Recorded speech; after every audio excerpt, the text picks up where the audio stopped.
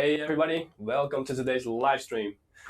I'm Ja, and today we have something really different than usually. So you can already see the products right here. That's what I'm talking about, our P100 and PS341WU for content creations. Now, a lot of exciting stuff to tell about these kind of products, but before that, let me just give you a brief overview of what you can expect today, because in a moment, I'm going to introduce two professional content creators right here to talk about their works, to talk about behind the screens and some tips and tricks, and generally, how, just a nice conversation also for you guys to listen to, and you can ask questions regarding how the world of content creation actually works, because they are actually professionals, not like me just talking about it. So you can expect that, and after that, I can give you a lot more demonstrations for them regarding the products. And of course, like always, we have a giveaway, right? But this time, not a Steam code, but something else. So I hope you like Adobe products, because during this giveaway, you can win a product code for Adobe Rush, so Premiere Rush. So if you like the program, go to msi.com/do/insider, perform a few actions, and you can win one of the codes. So we're giving multiple codes away today. Now, if you have performed a lot of actions, then you will actually have more chances at winning. And if you have already registered, then you don't have to worry about the other giveaways, because you'll be in the big pool of all the poolings. So no worry about that. Now, there's also some other news that I want to tell you, because as of the moment, we have some nice giveaway. Well, I already know about the giveaway, but if you're planning on purchasing the P100, you can actually also get the Rush from our promotions, and also a lot of other Adobe products. And as for the PS341WU, you can also get Adobe Rush and also a nice little espresso, mini presso. So if you really love coffee and you're on the go quite a lot, that's something that you can look forward to. All right, so enough about the introductions and this and that. Something else. Now, content creation. I already said this is a little bit different than our usual format, right? Why is that? Because we actually have started to do content creation. Now, for some of you, this might be a surprise, and for others, that kept tracks of our activities might know that we already have this, because we have shown this in previous events, CES and stuff like that. So you might not be surprised at all. But for those of you that doesn't know anything, we also have a PE130, which is actually predecessor of this P100 right here, which is for heavy rendering, animation, stuff like that. And for some people that just like to do some easy editing, photoshopping, stuff like that, they can go for the PE130. As for the monitor, this is really something new. This is our first product into the content creations world for monitors. So a lot of exciting stuff to tell about that part later on. And but why did we do this? So why did we start content creation? Now, the gamers market, we're very familiar with that. We have been in that market for a very, very long time. Now, nothing new there, but there's actually quite a big overlap between gamers and content creators. I can speak this for myself too, because I'm quite a vivid gamer, but I also have been doing photography for like 15 years. So in my free time, I also do a lot of photo editing and stuff like that. So I already know from my own experience that, hey, I'm a gamer, but I also do like to do editing. And nowadays, there's a lot more of these kind of situations. I like to think that's because, it's very easy to just take out your phone and create some content. Social media is everywhere. Everybody wants to be a star. And it's so easy to become a creator, because on YouTube, there are tons of free tutorials. Anybody can go from a noob to a pro. Well, maybe not a pro, but you get the point, right? If you really put in a lot of effort into it, just learning all the free materials. So, it's very easy. There's a lot of trends, and it's also easy to get a cheap professional camera. So content creators are getting bigger and bigger. And, for the gamers that occasionally also do content creation, they can just, put up their gaming PC and just do some editing on there. But for people that require more, that want to have a more focused products, that want to do some more heavy rendering and other workflows, they require other hardware and configuration. So for people that are more vivid and more into the real content creations, for those people, for those kind of users, we have the Prestige P100 and PS341. to address their needs. All right. So that's kind of the brief version of why do we start with content creation, because we know there are a lot of people that require this kind of products, and we know that we can do quite a good job on this. So, all right. So I guess now you know the background. I've introduced a bit of the products already, and I think it's about time that I get a guest on the live stream, because we have two very own professional content creators from Rush Studios joining me right now. So let me just welcome them in, and they can tell you all about themselves. So well, come on, guys. Hi, man. Hi. How are you doing, man? I'm great. Hi there. So you guys are really big. Yeah, right. Thanks. Yeah. So, well, let me just start by saying, okay, I really enjoy that you guys are actually here. I'm very excited to see what kind of stuff you have going on, what you have worked on, and probably a lot of cool stuff that you have to tell, whether you have experience or you just know, and then you can also maybe tell the audience regarding, hey, did you know about this? So a lot of stuff, right? Mm-hmm.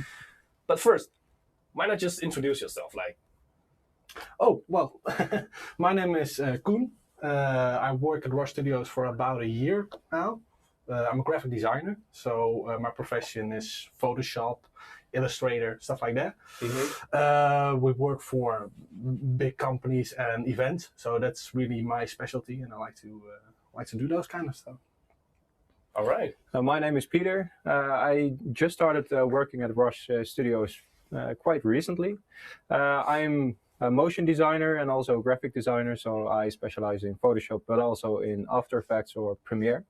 So that's my thing. All right. So with you, I can still relate, because I do also work on Photoshop and stuff like that. But that's a different kind of feel. Yeah. Yeah. All right. So I can see that the chat is already going off quite a bit. So guys, I'm trying to keep up with what you're saying. So give me a break, because I have two guests right here that I have to talk to. We're helping you. All right. So I have some help. So sometimes I might miss your question, but don't worry, I'll try to get to them. So I'm just trying to go through if there's anything right now, any questions, or right now I think everything's cool. I can already see a lot of our usual watchers, so I am Box. He's always there. It's always fun to see. All right, so if you guys have any questions, just ask them in the chat. And oh, by the way, if the giveaway link didn't work for you, I'll post them directly in the chat. Or actually, it's already being posted. So, all right. So if the link didn't work for you, just visit the link in the chat directly. And if you have any questions, I will attend to them the best I can. Try not to make our lives too hard. All right. So, all right. I do believe that we have a nice little compilation of how to really introduce you guys visually, right? Right, we do. So I mean, that's why we're here, to really be this visual inspiration to the audience. Right. So, well, let's get started with the little compilation.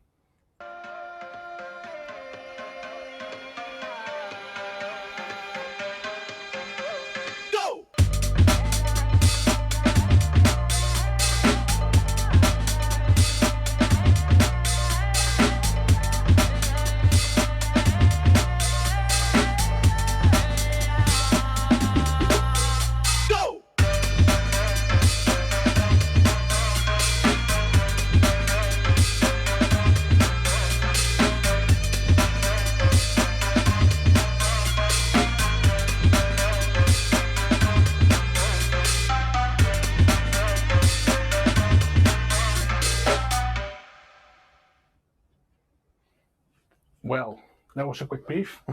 Well, I think there were quite a lot of stuff in there that you guys can attend to, because I think I've seen a lot of stuff from which I actually didn't think that they were man-made before. Mm-hmm.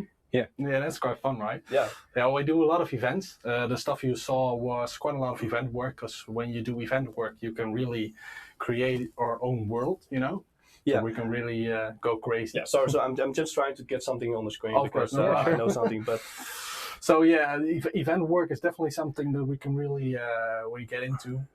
But of course, as you already saw as well, is some video parts that maybe Peter can tell you a bit about Nike. Yeah, it's a project with Nike and FC Utrecht. It was a fun project to work with. Already dropping a big name. Yeah, right, that's the thing. right. Yeah, that's cool, right? Yeah. Sometimes you just drop those names and you're like, that's Nike. But then you realize it's actually really big. So these kind of customers are quite normal for you guys. Well, of course, it's always special to get a big company and to hear that they want something that you and your team has been working on. So that's quite cool, of course. But yeah, sometimes you just kind of forget what big companies are, and they're also just like normal people. They also have the needs. Yeah, because Right. I can imagine, maybe for some big companies, like they can have their own department of designers, but yeah, they do. you see quite a lot that these kind of big companies always just go out of their way to find creative people to create some nice stuff. Yeah, definitely for some campaigns and stuff like that. If they really want something special that really is different from the things they usually put online, then of course, yeah, studios like ours are a great option for that. Yeah. Right. So, is this like okay? So just to elaborate a bit more on your workflows and what kind of stuff you've been doing. So you do a lot of clients having requests. So what kind of requests do you guys like get? Yeah, that depends. Some clients have big projects for us, like big events. You design stages, banners, social visuals, video. So you design stages too, like Yeah. to what degree? With like the DJ booth or large banners. Sometimes we start with just the idea. Most of the times we start with the artwork. So we make the main artwork that represents the festival that year. And most of the times when we do stages, we can take the artwork and put it into a stage. Of course, we get like a big sheet with all the constructions and all the metal work. Sounds very complicated. We have to calculate all the meters and how much banner do we need.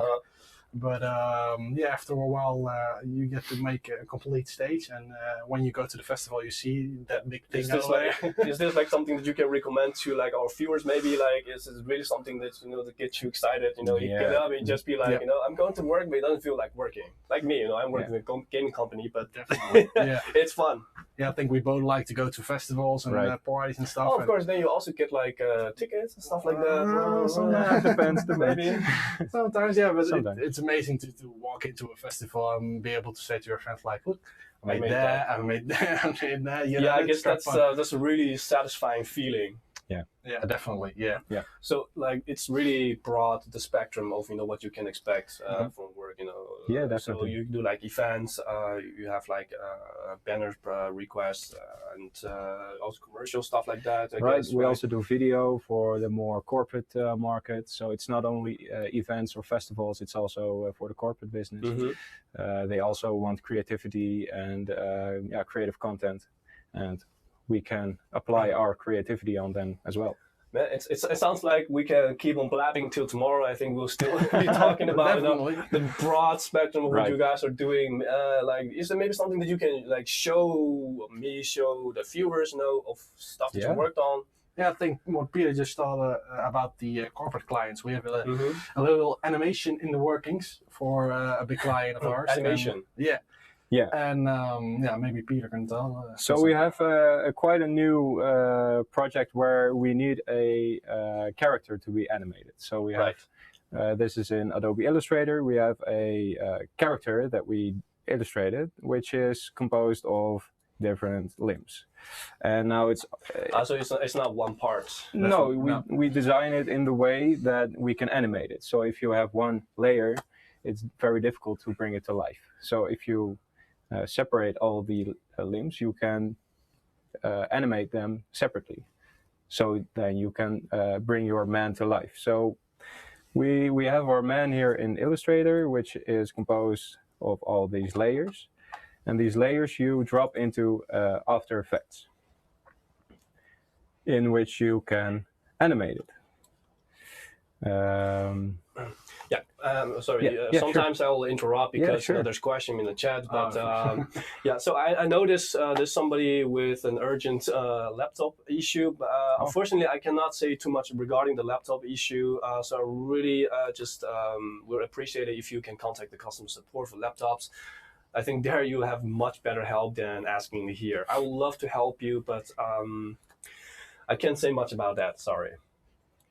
So yeah, if you guys have any other questions, just keep dropping them in the chat, right? Sorry. Yeah, that's right. Yeah. So as I said, when you have your character in different layers, you can animate it. For example, if we want to make him wave, it's a very simple human interaction. So you made this in Illustrator first, and then right. you kind of just exported it to After Effects to make the animation. Yeah, I exported it to separate PNGs, but there are several different ways to do it. It's just the way you like it, and I did it this way because it's very fast. So therefore, I have all these different PNGs. I'm already having a headache right now, but sure. Yeah, so let's say I want to have him wave. What happens when you wave? You lift your arm and your hand shakes. So if I want to make him wave, we need to lift his arm, but we need to make it so that they are connected, so that the hand is connected to the arm and the arm to the body.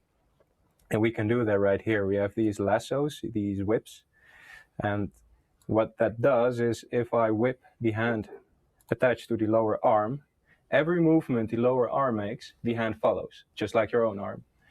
Right. And if I do the same thing with the lower arm to the upper arm, the lower arm and the hand move with the upper arm. So a specific aspect like that, like how long is that going to take you to do?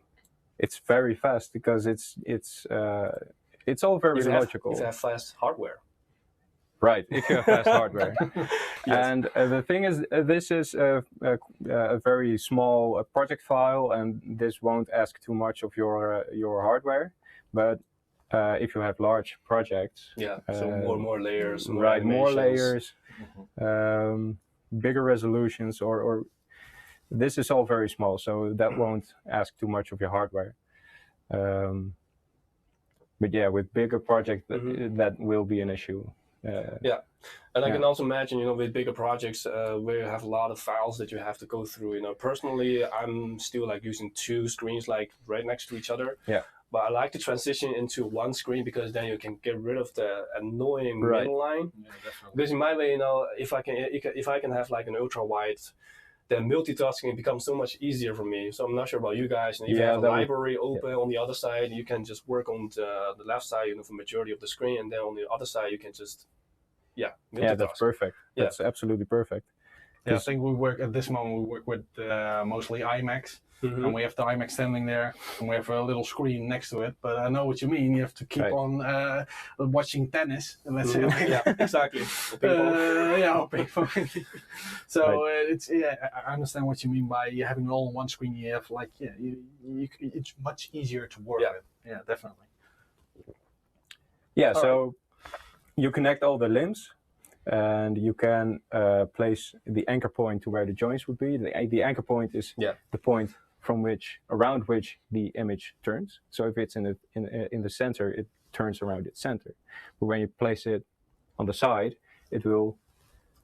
I can show you what I mean. So that might be better. Right. So I have the lower arm. I'm like getting here. all these ideas in my head, and probably you guys are too. Right. So I have the hand connected to the lower arm, and I can give the lower arm a rotation. As you can see over here, I have placed the anchor point right where your elbow would be. So that's where it turns around. So if I give it a rotation right now, the hand follows the arm and it bends like it would be in a arm, like I can break it. But it's all very logical in where you need the joints to be. And if you do this just like that, right, and if you do this in the whole body, you can set a starting point by using a keyframe. You go forward in time, and you place another keyframe by changing the value, and then over time it will wave. Ah, I see. You see? So you start with one point and a second point in which the value will change, and then it animates it's gonna from one to the require other. some patience in some Yeah. bigger projects, I guess. This is just Right. the arm. Yeah. This is just an and arm. also, guys, I noticed that the link for the giveaway was actually posted, but it just didn't reach YouTube, and I'm actually having difficulties to post on YouTube chat right now because of technology. So I'm kindly asking my colleagues watching right now, in the back office, to post it in YouTube for you guys. So I hope they're listening right now. So if not, I'll get right to it again. So a bit more patience, guys. So I'll wait a bit with the first draw, so you can still have a chance to participate if you're watching on YouTube. So no worries. All right. So when it's all done, when you have set all the keyframes and made it the way you like it to be, you would have something like this.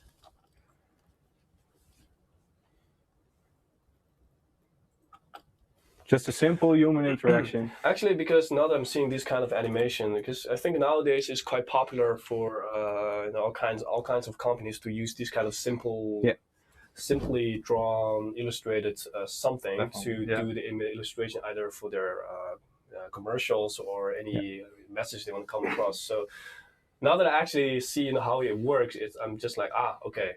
Because I always had something else in mind, like how this was all made, but.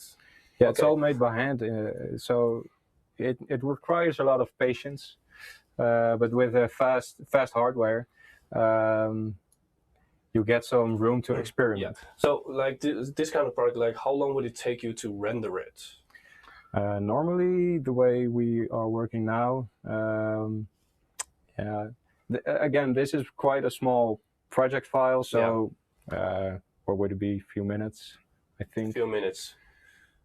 Not that long. The animations aren't really complicated, but with a large animation, with a beefy project, it can be 20 minutes, 30 minutes. It sounds like you guys have something else to show too. We do. Yeah, definitely. Yeah. All right. So I think this was a good example of how animation actually works like this. So I think you guys can actually learn a lot from this if you're interested. And if you have questions, they're here, so they're the expert. You can ask, right? Yeah, definitely. How can I make a layer X? Yeah. Something like that. Can you make a logo for me? I see. So my colleague received the message, and the YouTube link is now posted. So good luck, guys. Anything else in there? All right. So I guess they're making our lives quite easy right now. So thank you, guys, I guess. But all right. The thing is, like, when you do these kind of animations, the time and cost, when you watch it, it only takes like 5 seconds to watch this guy wave. But there's a lot of sweat behind it. If it would take 5 seconds to make it, that would be awesome. But also the rendering time and stuff like that really counts up. And sometimes you really just need to think about what you're seeing at that point. And just because I mentioned this because we also have our own video editors and stuff like that. So they work with quite big, large files usually. And I know from their pain, one is like sitting right behind you guys right now, that using some slow-ass hardware can really make someone have anger management issues. So, it's very frustrating, and it's also not beneficial for your creative process. Exactly, and that's what I meant earlier when I said, for people that are really more into this kind of projects, that's why, stuff like P100 is here. So you can have a lot easier time and not get angry every time you have to wait for a lag or, something's not previewing well. So really for these kind of projects to save you time and the effort, that's why something like this is here. But, that's another topic. It makes a big difference because what Peter just said about the render time, this might take 30 seconds on our machines, but on a good PC, it might take a few seconds. So that's a big difference if you definitely compare it to bigger animations. Cause I guess you guys have real life experiences. Definitely. So So the render times are definitely a thing that can be really annoying. Definitely because you can't use the computer in most cases because you're just like waiting for the computer to finish. Right. Exactly. So And also the playback time. Every time you adjust an animation, you want to look back at how it changes. But if that takes a few minutes, you get frustrated. and you don't want to experiment anymore, because Right. every time you think, well, maybe this works, but I have to wait 5 minutes. I'll stop and I'll just make something I think works. Yeah, exactly. Right. I understand. So it's your creative process. It's not beneficial for it. Yeah. Oh yes. We also do use Mixer indeed. And I also see that Mr. Wookie, Nice name. Mr. Wookie, I guess, rendering long clips take quite long. So yeah, see, there are some creators out there, even amongst you guys, right? So yeah, so this message does resonate because people do know about this problem. When you have like stuff hardware that's not really sufficient for big projects, you're gonna have a long time just wasting away. Yeah, right. For sure. Yeah, so that's the animation project. Yeah. We also have a lot of other work, of course. Well, I think we should get to it. Yeah, definitely. Time already flies. Well, I already opened a little file that we made quite a while ago, actually, and it's a daydream artwork. And as you can see, this... we actually saw this in the compilation, right? Indeed, and this is one of the creations that has so much layers. It's quite funny to see how it builds up. So I was just thinking about just turning everything off and just starting from scratch. How we normally start a process like this. So normally we just start with a nice sky or something, a landscape, something like that. Then we add a little ground. In this case, the ground. Okay, but how much work did you already put into the ground? Trust me, I can open the layer map right here. Oh, okay. This I don't want to see that. all work. So that's a lot. So just the ground might take like a half a day to get right. Okay, usually one map is usually my entire layers when I'm behind Photoshop. So it's a different league. This isn't the biggest map yet. No. Oh, okay. So from there you look at the perspective. You're gonna fill in some things. You maybe get an idea. Well, in this case, we wanted a castle in the background, so we already placed that. Just a quick question for Edwin. If you're asking about this configuration, what graphics card and processors in there, Intel or Ryzen? Well, in here right now there's a 2080 Ti. So RTX 2080 Ti, and a i9-9900K, so Intel, not Ryzen. Nice. Oh, I think there's also a question regarding, there's actually a question regarding your work. Oh, cool. Well, what is the best way to export your project if you have a lot of videos that only needs joining before or after your multi-layered animations? Oh, that's your type of work. Yeah, let's see if I understand you. What's the best way to...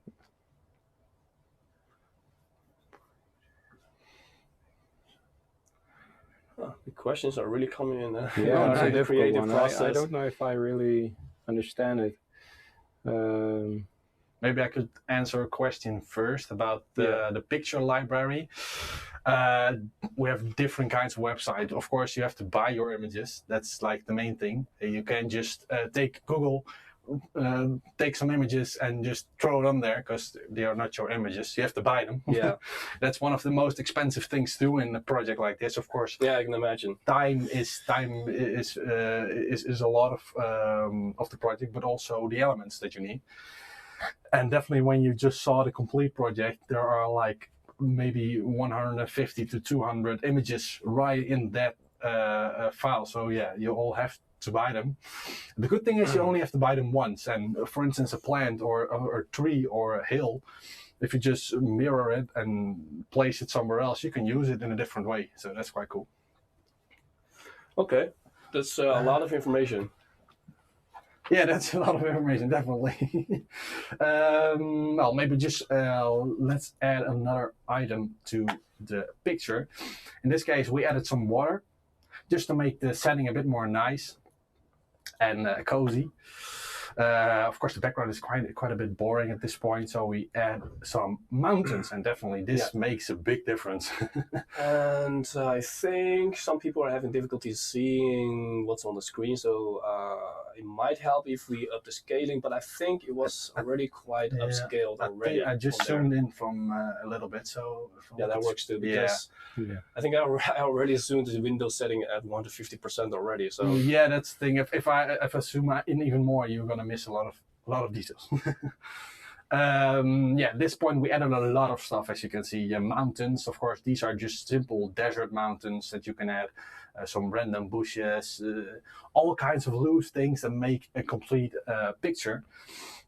From here on out, you have to add some other mountains in the background just to make that even more deeper and pulling yourself into... So what size is this? Oh, I can show you. It's a big one. It's a banner size, I suppose. Yeah, if we use centimeters, this is 60 by 43 on 300 dpi. This takes a lot, a lot of storage as well as a lot of performance. Just to even import an image, it can be really a really pain in the ass. And what we were talking about earlier with stages and big things, big banners from 20 meters and stuff like that, that really takes up a lot of your PC. And of course, better hardware makes that. It's also gonna eat away at your memory. So definitely, yeah. That's the big thing. Of course, Photoshop uses. Gotta have a lot of memory, guys. Photoshop uses two things the most, and that's definitely It's like Chrome, huh? Yeah, actually, it is. Yeah, trust me. Like memory, Chrome. Well, if you use a kind of older system, you might even run into the issue when you want to save your project that you've just been working on for hours. And you want to save it. It might give you the error of not having enough memory. So that's actually a possibility. And of course, closing Chrome definitely helps at that point. But that's one of the things that really makes these kind of artworks difficult to create. Yeah.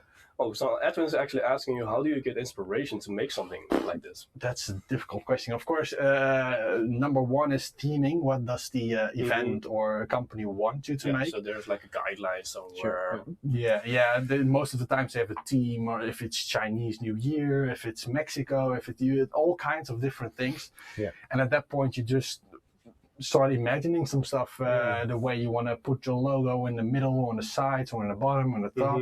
What do you want to build around it? What do you want behind it? Stuff like that. It's really, it has to come natural. That's the thing. If you have to force it's all natural. Yeah, definitely all natural. It all starts with sketches. So just sketch what's on your mind. Also like sketch manually, like sketch on the PC. No, on paper. On paper. Pen and paper. Just whatever you think, and just throw it on paper so you can see. I always had this idea that the digital world has really taken over the creative world.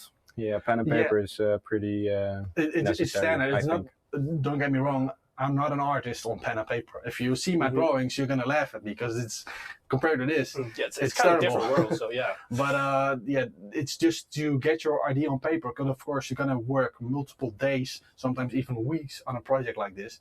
So it's great to get that piece of paper and see where you put that tree and where did you put the rock and where did you. So sometimes you forget those things. Yeah. So that's quite a good thing to always have by your side, definitely. So at this point, we have quite a setting already, but we want to add more. We want to add trees, just to make it a bit more greener and a bit more... Some dinosaurs. Yeah. It could be done. Sure. We add some lighting just to get the sun from behind, and at this point, just some little elements. Yes, it's really like how I see this is like a combination of realism and art. Yeah, definitely, because the biggest problem with making these kinds of things is perspective. You have to see that this clock is in the right angle, because if it was a bit more from the top side, it would not fit. It would not look great. Yeah. So that's the biggest thing, is just throwing random stuff in there and hopefully it kind of all fits together. And you have to make it fit, of course. But sometimes if perspective isn't right, there's almost no way to fix that. You can warp a bit and you can change the side of it, but if it's from upside and you're shooting from down, you can't use it. That's the thing. So you definitely limit it as well. Would that be the same like for animation too? When you like having props and you have to change the perspectives, or does that work a bit differently? Yeah, if you use props or content that you like, for instance, here a clock, we didn't make the photo of the clock. We found it online. If you animate stuff you find online, also the perspective and everything needs to be right. But if you make it yourself, you have a lot more freedom in perspective or in animation. Yeah. Yeah, that's definitely true. All right, guys. So I hope you guys all participated in the giveaway because I think it's time for our first draw. All right. So let's see how we're gonna get the first winner. And well, if you haven't participated yet in the giveaway, no worries, because we have more draws to come. So this is only the first. And if you go to, if you just take a look at the visual, that's gonna be up in a moment. Or just go to msi.com/2/insider. You can still win one of the codes for Adobe Premiere Rush. And if you have already participated earlier, you don't have to do it again because you're still in the pool of all the possible winners. All right, so we got the first one, and this is always the pain in the ass part to pronounce someone's nickname, I guess. So I guess congratulations. Oh, this one is actually quite okay. Iman or Iman. So I'm not sure how to pronounce it, but congratulations. I'll make sure to send you the code, and all of you that's going to come right after this in the next few days. So you can expect that. And so congratulations. I hope you have fun with it. And guys, go to the link if you haven't participated yet. And all right. So that was the first draw. Nice. Congratulations. Okay. At this point, we added the clock, and we added some water and stuff like that. But we really need to focus on the main element that's going to be in the frame. And that is this big boy. This is yeah, it's quite big. This is the main element of the artwork. Without this, it would be quite empty. And it's quite funny how this is built up. For instance, these decorative sides are made from sides from windows. So we just have to look on different websites that sell pictures and hopefully find something that's quite cool like this.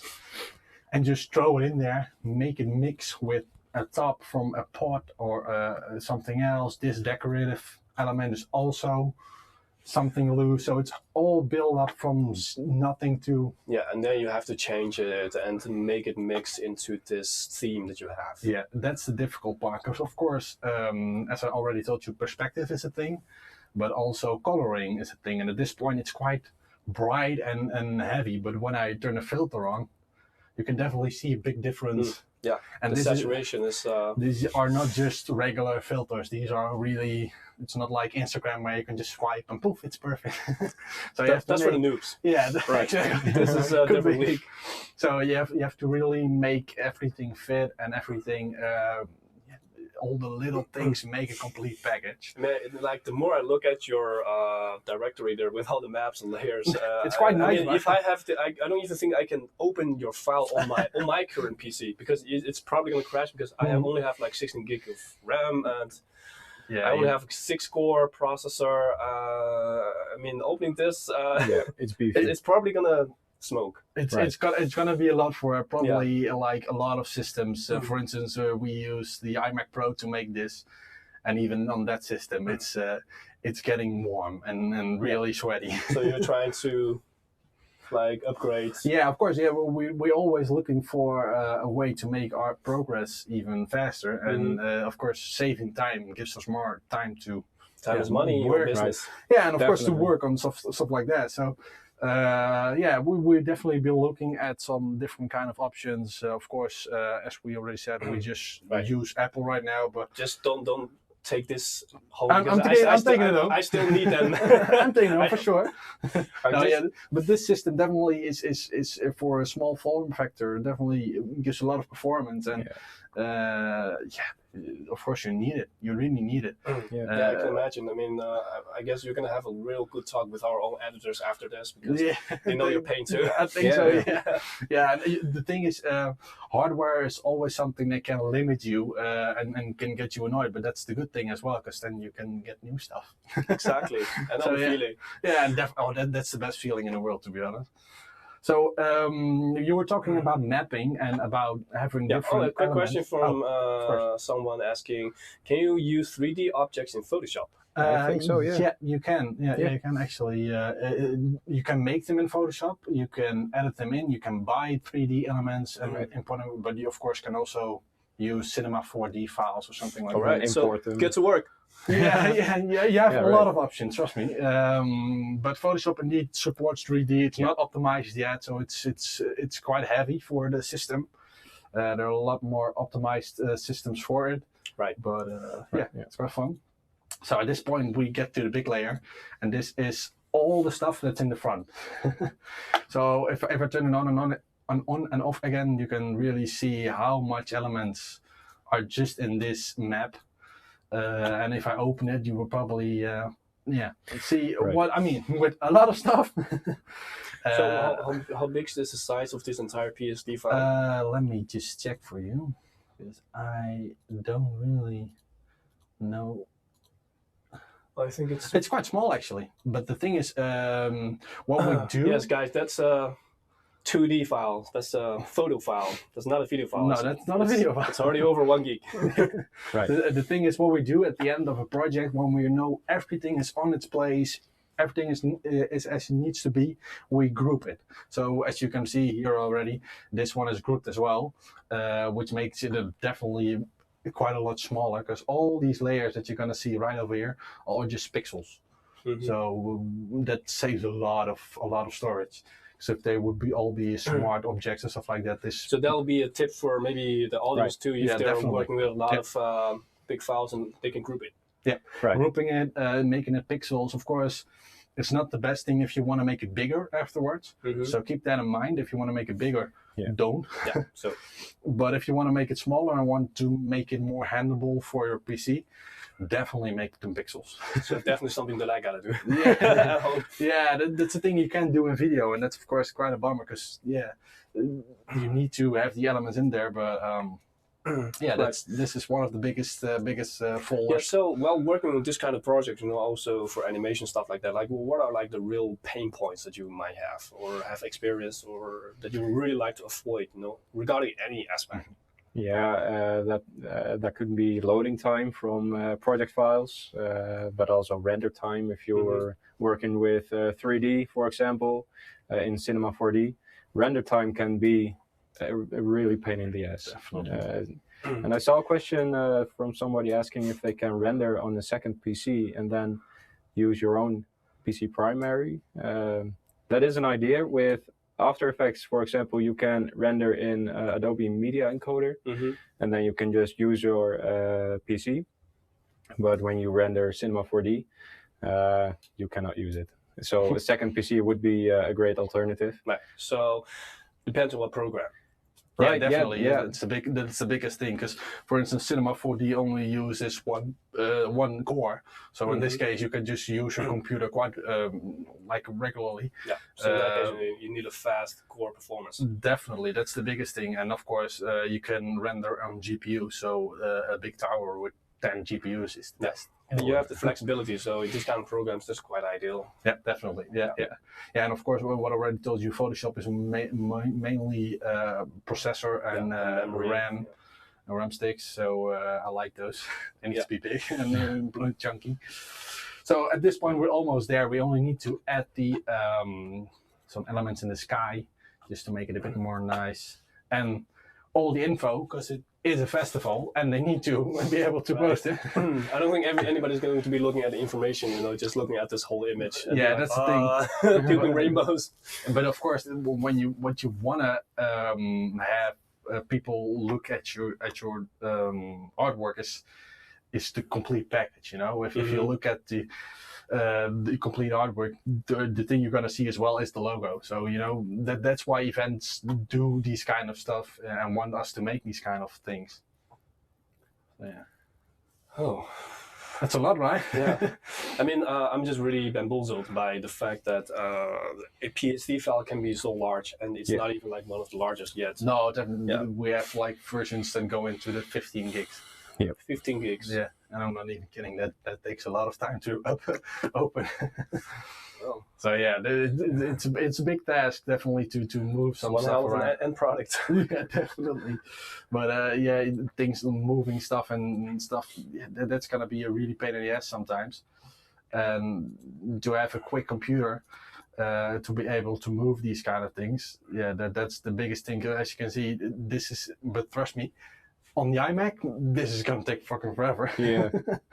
So that's a big thing. Yeah. Right. So can you do that again, like just sweeping it around? Because, so how does that compare actually? Just well, this is really intense view. because this has to be calculated. Every pixel has to be moved, Right. And all the elements that are in this folder needs to move with it, including masks, drop shadows, all kinds of stuff. All have to be recalculated every time you move it. I can imagine how that will feel if you're just sitting there and just be like, oh. Yeah, trust me, it happens. It happens, definitely happens, because yeah, that's one of the most frustrating things. Okay, you know, at this point, I wouldn't even be mad if you just took it away. Yeah, okay, let me. I would probably take it good use. But yeah, this is one of the projects, and of course I have tons of these. Oh, you guys have even more stuff to show. Definitely, yeah. So what's next? Well, we have some other projects comparable to these. We also have some completely different files. So let me just quickly open a little folder. One of the things that is also quite comparable with this is, for instance, this artwork. And this is completely different, but also really detailed and with a lot of layers. As you can see, there's really a lot of depth in it, but it's a combination of like some vector elements, you know, some really flat. So this is like, this has to be like all made by yourself, right? Yeah, of course. Yeah, you have to, for instance, let's take this, or the skull, stuff like that. You really, those are images, but you really have to change them and fix them. And I see that there's someone else in the audience also saying, you know, I don't know photo editing, but I know 1 gig of photo is a lot. It is. So yeah, you feel me?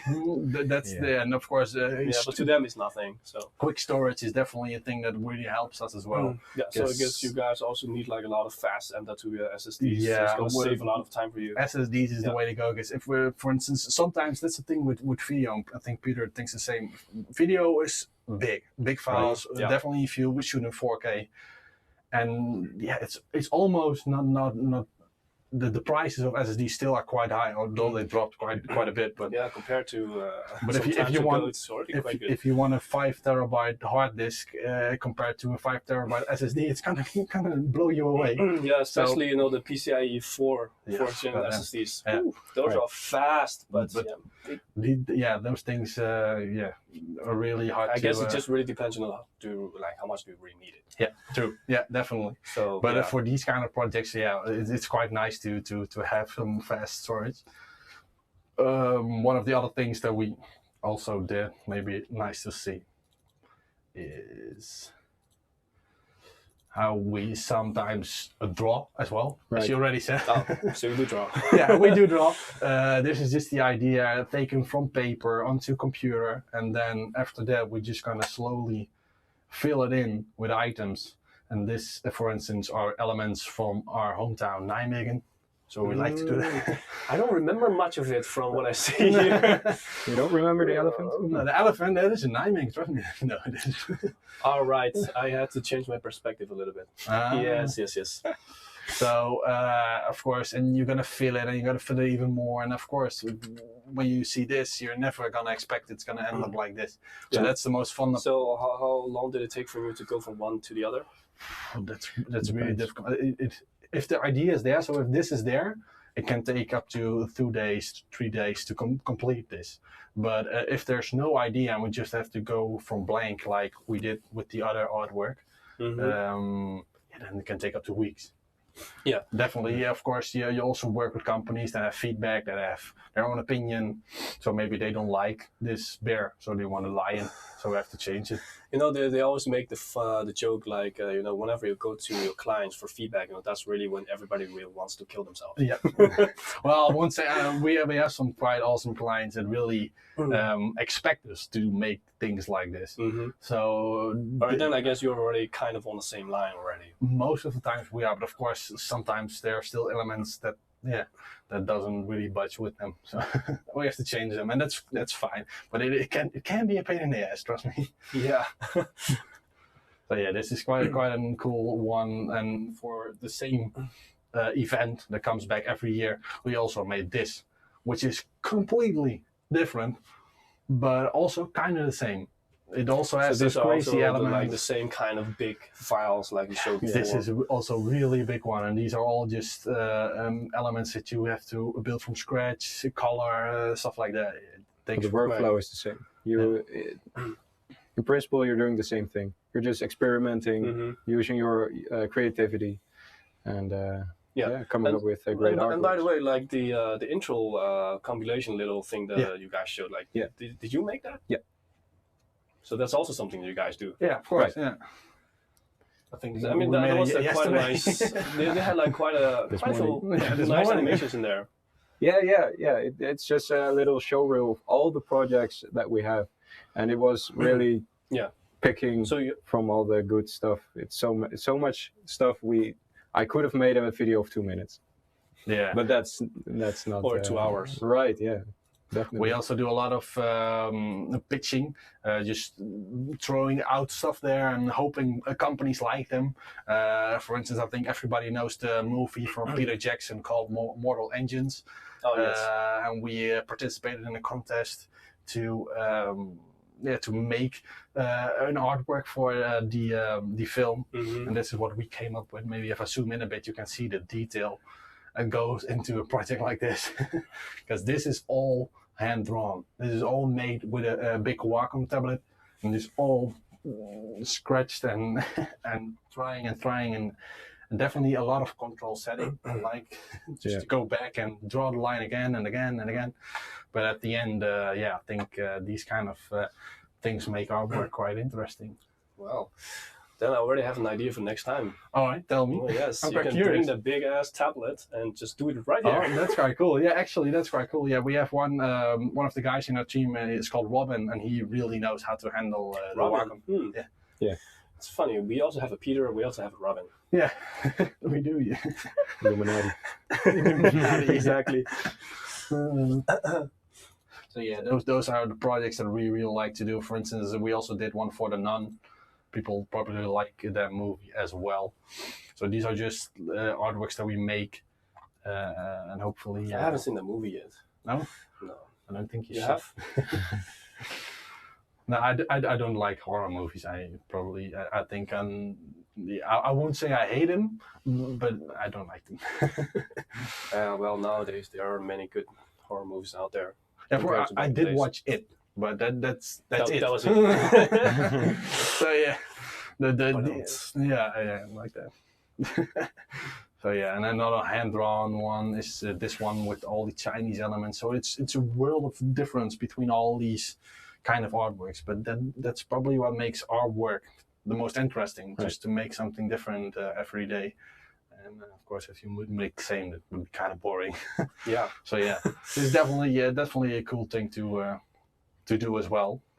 And this is one of the things we do actually. Yeah. So as you can see, it's quite a big folder. So yeah, it's quite fun. But yeah. So you actually do have a bit of an hardware experience. Yeah, we do, but we have to. Because otherwise, if you don't know what's powering your Photoshop, if you don't know what's powering your Premiere, then it's quite difficult to understand what's going wrong if you have really long render times and stuff like that. And yeah, for instance, we are really developing our Cinema 4D at this point with big 3D, complete artworks in 3D, which takes loads of time to render. Days, honestly, days. And to be honest, days of having your multiple days of having your CPU getting to 90 degrees is not really a thing that you want. So you have to upgrade again, and you have to get more GPUs, and you have to get more, and that's a thing that's always happening, even at our place. We always have to create a better system to create better workflow. That's the thing. So yeah. Oh, because It's an expensive hobby, trust me. Yeah, but it's definitely expensive if you're really going like all the way like that. Yeah, but for 3D, it's definitely one of the things that is one of the most demanding for your processor as well as your video card. Yeah. So you need both, and you need them both to have a high performance level. So yeah, and cooling. Definitely. Definitely cooling. Yeah. So yeah, these are all kinds of projects that we did, and I also showed you in the intro video that we had. We also let's see where it is. Yeah, this is the one, and this is also one of the things that really shows how much elements go into stuff like this. Because of course the tree was a nice tree, but as you can see, it's not like a regular tree anymore. It's like completely brushed and made nice and made soft, and only the tree probably cost us like 1.5 days. So that's, those are kind of elements that really... Right. So those like the 2D kind of part, just images, like, do we also have like some files that, video files that you've been working on, like that's like also like huge? I think we maybe some current projects. I think we have the Nike project right here. I think we do. I think, for instance, this one. Maybe you could talk a bit about this. Oh, I didn't make. Oh, yeah. We are made in this case, honor we got and pride. FC Utrecht and Nike. We defend these colours in every step we take. And, the sacrifice will be great, so this is a but the glory exceeds all. We serve the people of Utrecht. Their pride is our mission. We will stand our ground together. All the smoke and all the moving particles makes a project really big. Well, you guys do know what you're doing, so thanks, man. Thanks. Honestly, great stuff. Thanks. Yeah, this is one of the projects that we did quite recently, and what really pushes the boundaries of our hardware and also our skills. So right. Yeah, quite fun. Yeah. Ooh. So quite a lot to take in, guys. Yeah. So, not sure if you guys really grasped your chance to, ask the professionals, but I think this is really even for me, gave me quite a good idea of just what are like the pain points for like a real professional, and what kind of stuff do you like really pay attention to. So definitely, if you have the right gear, it's gonna save you a lot of time. Definitely. It's gonna make your life just generally easier, I think. Yeah, for sure. Yeah, and well, if you're upgrading, I wish you a lot of luck with that. Maybe we can help with that. So I think you can. So we at this point we're of course looking at Windows, because the systems that we use right now just ain't cutting it. Mm-hmm. So probably gonna have some MSI projects in our studio quite soon. I'm already happy if like this already kind of satisfying what you were trying to do in your current projects already, because definitely. I did hear you had some pain points of saying moving some big projects, objects in the project, it can even lag because this is just so big. Yeah. And also for the animation part. So I hope you had a good experience, and I hope you guys also learned a lot, because that was the point. So that's why we did all this hassle to invite two professional content creators from Rush Studios to come here to show you guys and explain to you some behind the screen stuff and what they go through. So I think it was a big eye opener for me, just to see how you guys actually get to work and how this kind of stuff that we see every day get created, and it was quite a good process, and I was really happy you guys were here. Thank you. Yeah, it was a privilege. Yeah. So if we can, thank you. Well, I'm pretty sure I'm going to see you guys next time, sometimes. I'm pretty sure. Great. Yeah. Thank you very much. I had a really great time. Thank you. Thank you, guys. Bye.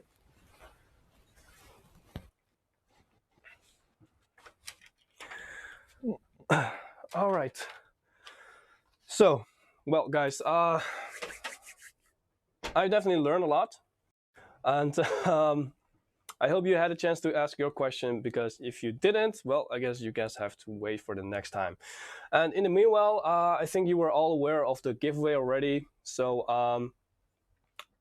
if you haven't participated yet, go to msi.com/2/insider. You can also just watch the visual right here. And if you just joined and this link doesn't work for you, I can post it directly in the chat, so you can let me know. So I'm gonna draw another winner. So let's see who the next winner is. And don't worry if you just joined and missed out on this draw. There's going to be more, so no worries. Just participate if you like. If you like to have Adobe Premiere Pro, Rush. So the next winner is, I hope it's gonna be an easy name. Oh boy.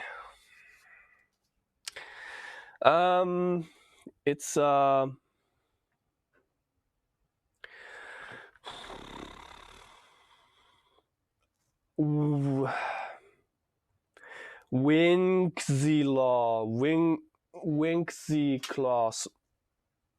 Winksy's Law. If you know who I mean, congratulations, and I hope you enjoy Adobe Premiere Rush. So anyone else that haven't participated yet, you can still do it, and maybe you're the next winner of the next draw. So, all right, those were the professional content creators that show their work. Now, we have talked a bit about the projects right in front of you already, so the P100 and the PS341. And well, if you're planning on upgrading your system, or if you're planning on purchasing a new system for your content creation career or hobby, we actually have promos running right now. So, you know, if you're doing it anyways, you might as well not miss out on those, because for the P100 right now, you can also get the Adobe Premiere Rush and a lot of the other Adobe apps for free. And if you're planning on purchasing a monitor with a PS341WU right now, you can also get a Adobe Rush Adobe Premiere Rush and a mini presso. So if you like coffee and you're on the go quite a few times, yeah, you can enjoy the mini presso. All right, and well, actually, this Saturday, if you have nothing to do, well, I'm definitely going to enjoy the live stream that we're going to have right in the Barclays Sports Center, because we're going to have a Cisco tournament, the MGA. So Saturday, the semifinals are going to start, and well, if you've got nothing to do, join with me, just watch the stream and enjoy a nice little competitive gaming with CSGO. So right here, you can find all the information, and there's also going to be a draw. So you can win, well, Steam Wallet codes right there. So if you join that live stream, it's not going to be hosted by us. So, but you can still win, and you can still enjoy some nice competitive games with CSGO. So Saturday, if you have nothing to do, go join in. And okay, let's get back to the products, because that's why we're here, right? So let's start with the monitor. All right, I might have to change side a bit. So here we have the PS341WU. And as you can see, it's all white. So just purely from the design perspective, the aesthetics, it's really, really different from our gaming segment, right? Because, you know, I think many of you already are very familiar with our gaming products. They tend to be grayish, blackish, you know, brushed metal, stuff like that. And this is really different than what you're used to. It's a creamy white. And so we chose for this kind of design because, you know, we believe this kind of products, they need to be more than just hardware, you know, they need to be more than just that. It needs to really fit in, you know, so a content creator's life. It needs to, you know, be stylish, so you can fit in your lifestyle, and that you can have something really a nice eye candy to look at. So that's for the aesthetics. Now, I can show you the front too if we switch to a different camera angle, so you can watch it from close by. Let me just turn this around a little bit. So you can see it's bezel-less on all sides. So usually with a monitor, you tend to see that there's a chin, right here. So with this, there's actually no chin. It's really bezel-less on 4 sides. So hence, again, what I try to explain is that aesthetic-wise, we try to do more than just to give you a monitor, and that's it. So if you take a look at the foot stand, it's also very minimalistic. And you can actually just put stuff right in here and they will not roll around everywhere. So that's the front side. Now, let's take a look at the side here, and what do we have here? So as this is a content creations monitor, of course, there's going to be some connections for you to use for your content creation. So if you're taking out your SD card from your camera, you can plug it right in here into your monitor. You don't need any additional card reader. And of course, USB 3.1s and headphone and microphone jacks right on the side. Then if we take a look at the back side even more closely,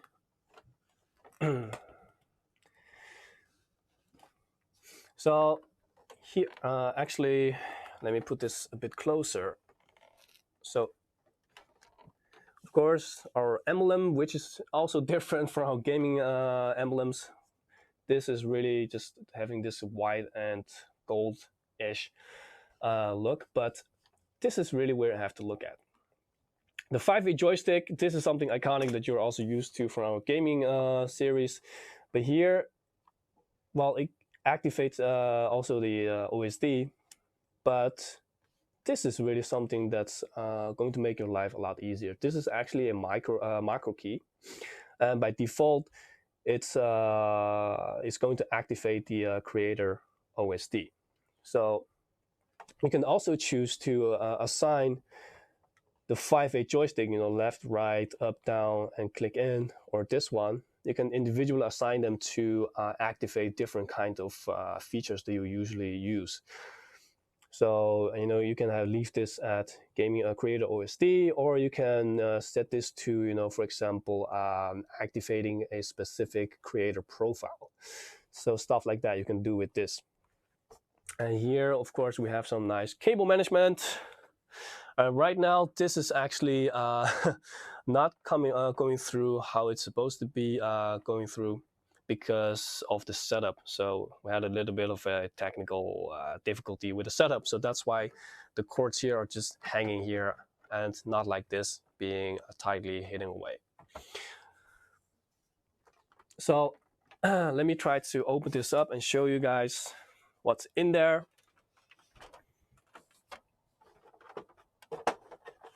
In the meanwhile, if you have any questions regarding the products or something, just try to ask them in the chat, and I'll do my best to get to them. So the back cover for all your connections on the back side and for hiding the cables.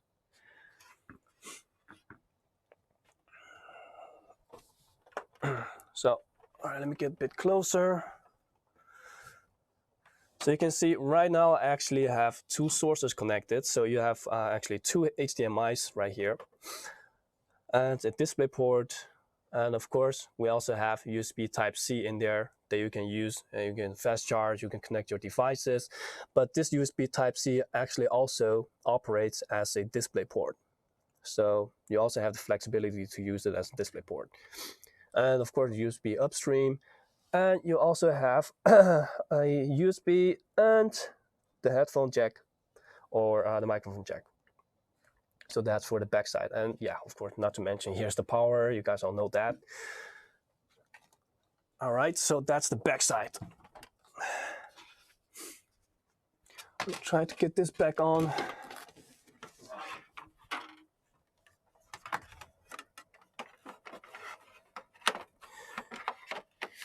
So who of you guys are also very familiar with content creation? Let me know in the chat, because I'm quite a vivid Photoshopper. It's always interesting to know, the fellows out there who are also having the same interest. All right.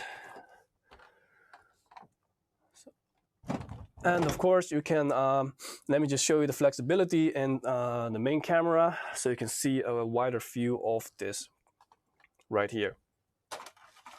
So flexibility-wise, if we can just switch the camera view a little bit to the main cam. Right now, you can see it goes left quite far, and you can go right quite far. So you have a lot of flexibilities right here to just swivel it. And of course, you can go up and down, tilt it, just adjust it the way you want it.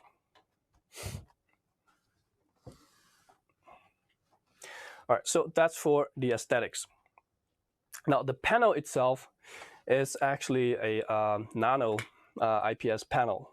So this really gives you an excellent view angle with great color reproduction. So no matter how you look at the screen, you won't have this nasty, this loss of contrast and color that you usually tend to see with lower leveled panels. So TN panels can still have these kind of problems. And VA, you're already getting better, and with nano IPS, you're just really having this excellent experience with how the color reproduction and the view angles are really working. So to really strengthen this view angle and color reproduction part, this is also a Dci P3 Enabled Panel. And why all these specifications features are important is because, well, for content creators, it's very important to have the right propositions for having the right values when it comes to panels, because they need to make all the visuals the way that they meant to in order to show them also the way they meant to.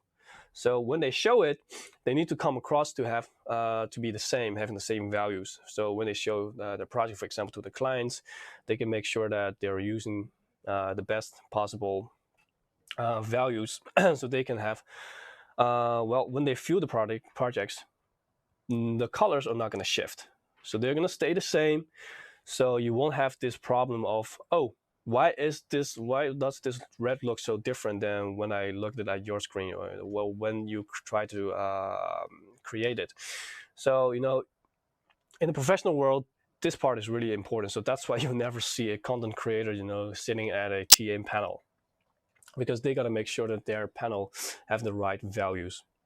So that's why Dci P3 is also very important here. And that's your phones, they're generally also, they also have Dci P3. So that's why often when you see something that's being made on a P3 enabled monitor and the same file, if you show it on the phone, it's going to look the same. So there's no color shift, because they kind of, they have the same values.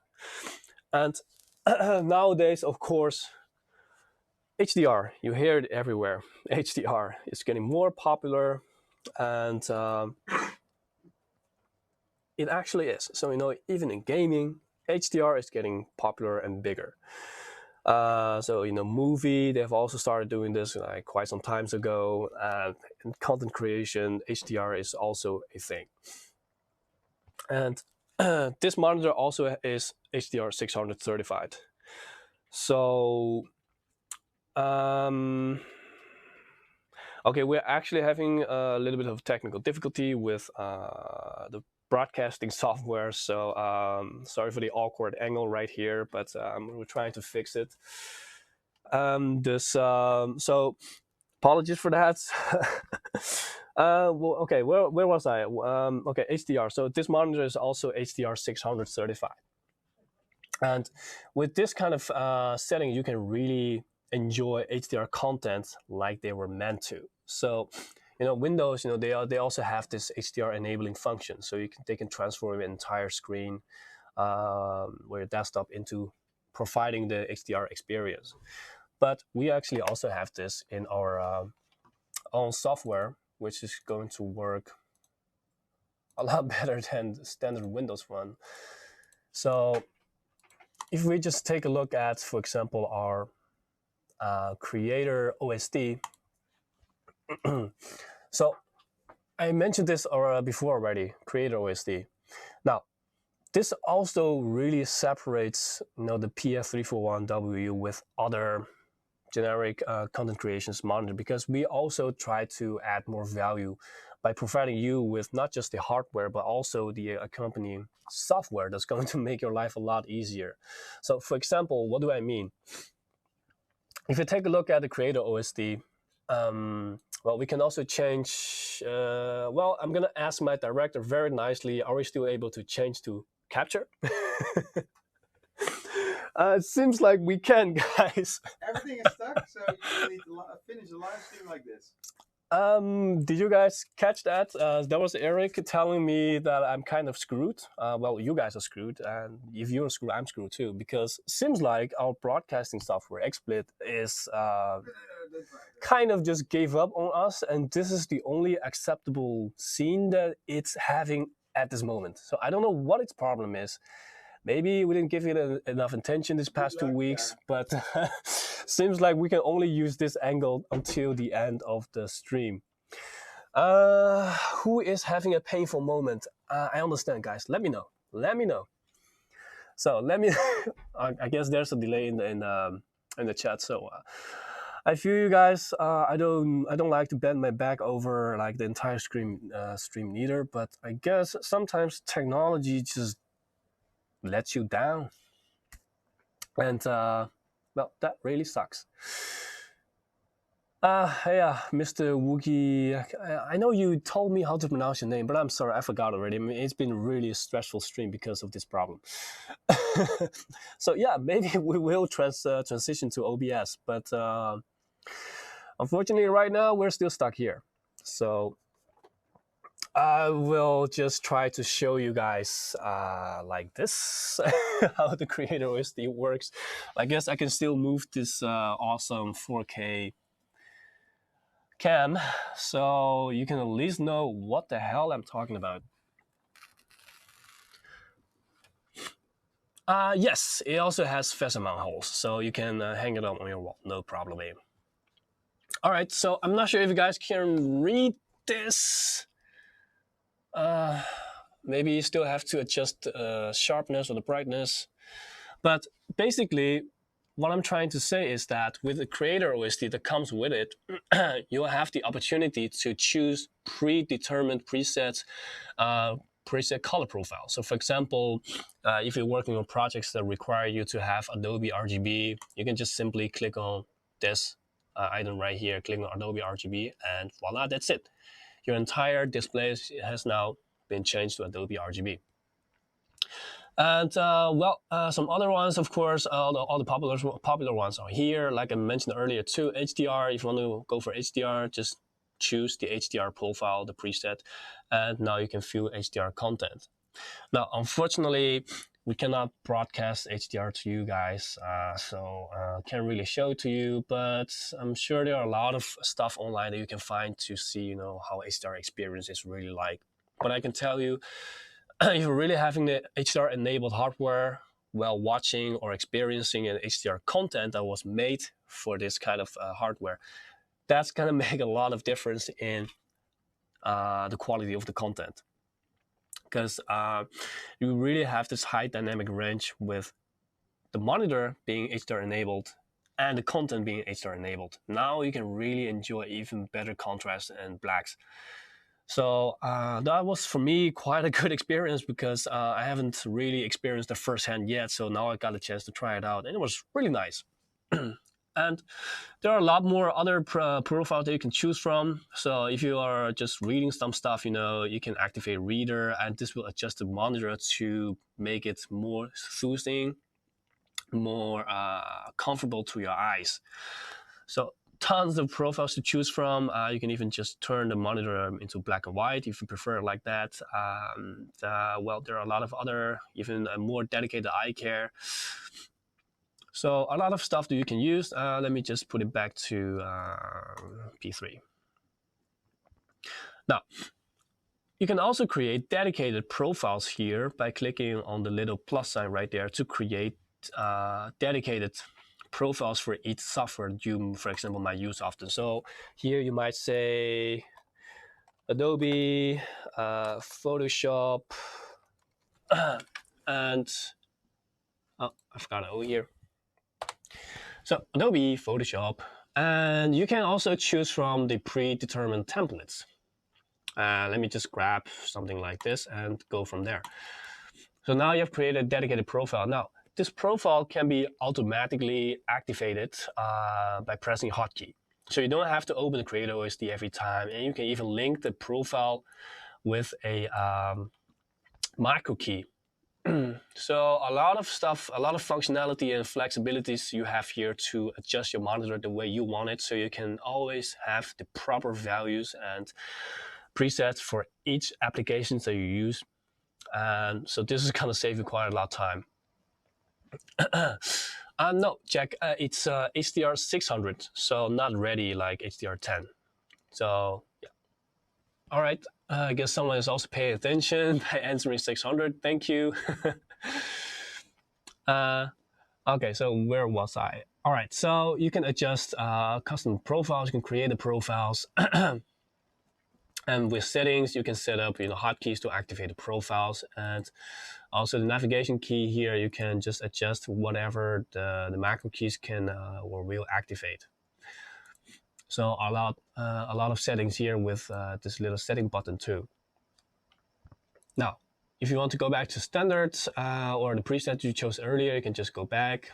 So now I just went back. Now I can show you, what kind of settings you all have in Creator OSD for you to adjust. So I noticed it might be a bit hard for you to read. So again, I apologize. I wasn't intending to show you guys this like this, but because the broadcast software failed on me, I don't have any other choice because this is the only scene that it accepts at this moment. So yeah. Okay, so here it actually says brightness, contrast, sharpness, gray level, local dimming, color temperature. Once again, you can customize or go standards, screen size. You can here choose for the screen aspect ratio. So this is ultra wide, so it's sitting at 21:9. But you can also choose for other ratios for other purposes. You can adjust gamma, image enhancements. There's tons more. You can zoom in, there's saturation and individual color settings that you can change. Also something that's, especially if you're a really vivid creator, that's going to come really in handy is by using picture-in-picture or picture-by-picture. Now, what does this mean? For those of you who doesn't know what this means, really simply put, picture-by-picture means you can have two sources. So the source coming into your monitor from two different sources, for example, your laptop and your desktop, all hooked up to this monitor at the same time. That works. You can use picture-by-picture to display them in a picture-by-picture mode, which means you have a picture covering the entire screen, and then you have another picture.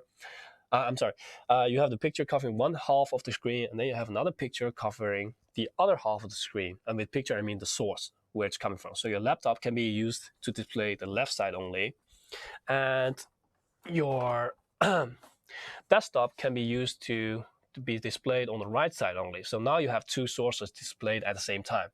So this will be really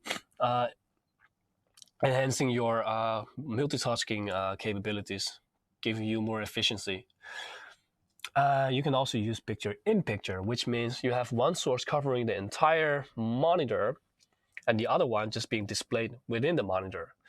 Okay, I'll try to show this to you guys right now by hooking the monitor into my laptop and also into the P100 Creator desktop, just to show you guys what I mean.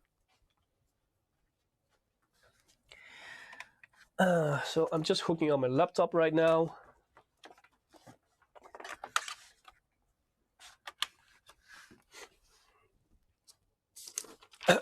All right, my laptop is set up. So let me just go for picture by picture to show you guys first. So if you click on this, it will ask you, okay, which sources. Usually this is already predetermined because it will detect this automatically.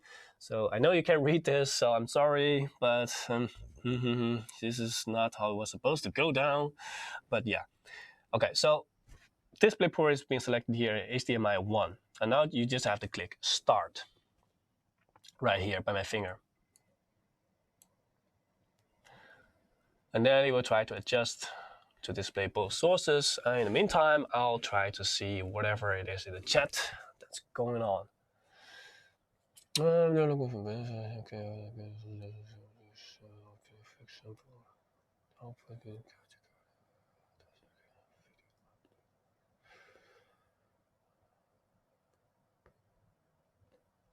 No, it actually doesn't have an output yet.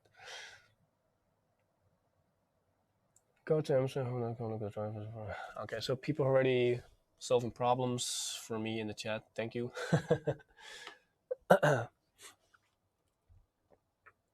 I see that my laptop actually was already off. Okay, so that's not gonna work for now. Let me turn it around. So again, for those of you that just joined, yeah, really sorry, but right now this is the only scene that I can use to show you guys. I'm actually being stuck here because of the software issue. So yeah. And it doesn't look like it's going to be solved anytime soon.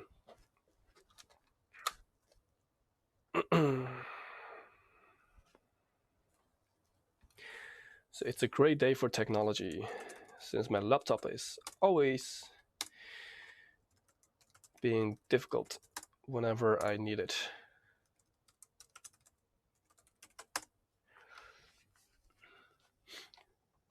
All right, where were we?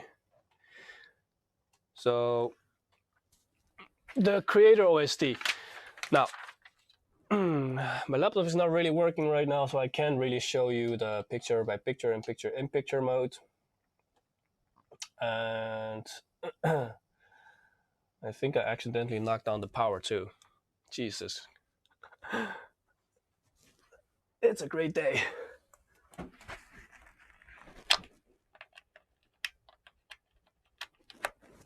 Okay.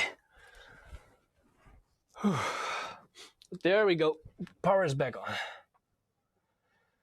So we were right here, the creator OSD, which you cannot read because of this awkward camera angle. But okay, there are more harsh problems in this world. So, all right, I hope you guys understood what I meant by picture in picture by picture by picture. And there's also screen assistance. So if you want to activate some on-screen, well, tools, for example, here you can see I've activated a ruler, which is being heartburn into your screen.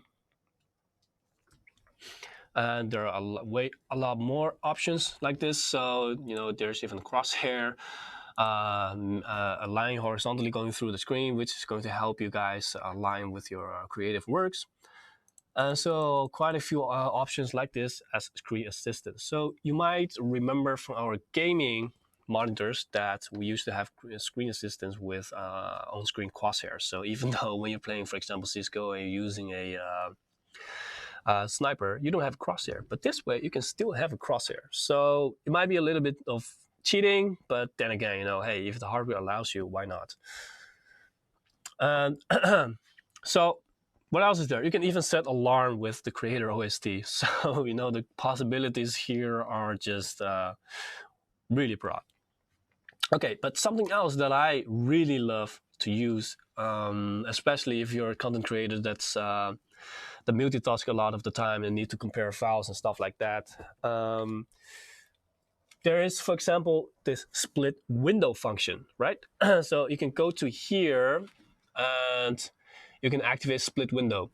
Now, what split window will do is, in essence, let me show you the whole picture here. I know it's hard for you guys to read, so if you want to know something specifically, just ask them in the chat. I'll try to attend to your question, okay? So, all right. Here, for example, you can choose on the left side whatever kind of split window mode you would like to have. So, 1x1 or 1x1 with one part being significantly larger than the other, or vertically aligned, 3 windows being split, 4 different kinds of forms and modes. Let me just, for example, go for, okay, this one. And then you have to choose, okay, which apps or windows do you want to split? So you can just click, for example, I click on Microsoft Edge. I'll click on Adobe programs. And then after you click that, you just press apply. And then your window is going to adjust the files right here. And since the Adobe programs right now is still operating those enormous files, it didn't work right away. But usually when you do this, it's going to be really quick. But I haven't closed the projects that the content creators were showing or working on right before. All right, so you have the split window function. Now let me just open some more stuff to show you. Like I just opened a few Google Chrome browsers, and let me go back to the software. Okay, don't need that. I'm gonna close a few windows because it's getting really messy right here. I'm gonna click this. Don't need this one. Just a moment, guys. So I don't need Photoshop anymore. All right, so let me try the split window, which will split the entire screen into 4 windows. Let me just click on a few random stuff. Okay.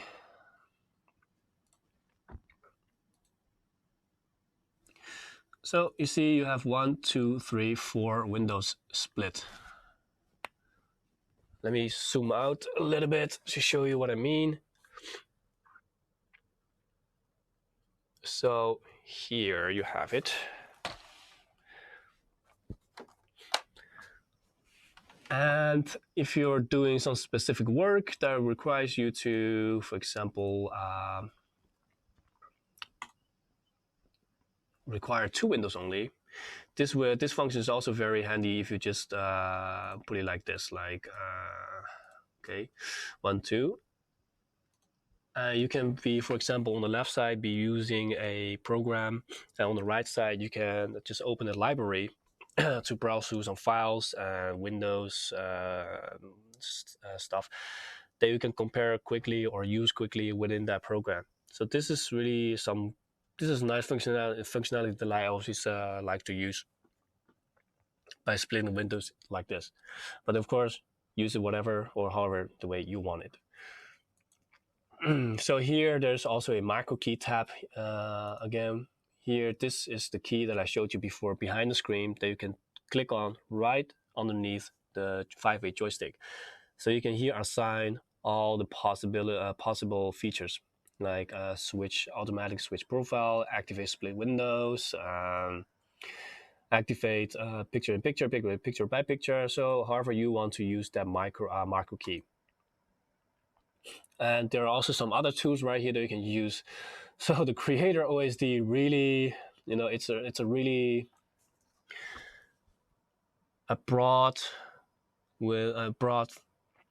software with a broad possible functionalities that you can adjust the way you want it. So really just diving into your monitor specifics and just tailor make this entire monitor the way you would like to use. So that's the Creator OSD. And for those of you that just joined, asking yourself, scratching your heads, like, why is he showing us this like this? Because you cannot read anything that I'm showing you right now. That's because we're being screwed by the software, the broadcasting software, and we don't actually have any choice right now to switch into any different kind of camera angle. So yeah, there's that. So I'm sorry, but I hope at least we can make you happy by giving you Adobe Premiere Rush because we have the giveaway running, and I'm not even sure that we can show you the giveaway visual right now. Can we? I'm looking at my director right now and he's shaking his head, so we can't. We're screwed. There's nothing that I can show, but I can, well, we can at least provide you with links in the chat directly, so you can go to visit that chat right away and participate in the giveaway. And let me try to make something out of this in this desperate situation. So this way you can still enjoy the beautiful looking PS341WU and the P100, right?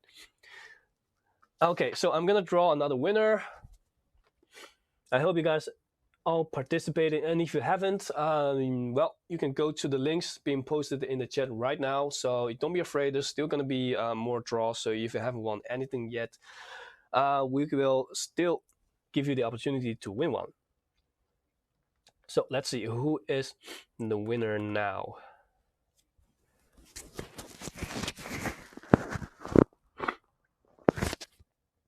And the winner is, usually this is the part when we have two partners right here presenting the part that we're going to fight about, because nobody wants to pronounce the name because usually they're very, very, very hard to pronounce. Okay, let's see. So the winner is, drums please. Jesus Christ. Okay. I knew it. I just had to.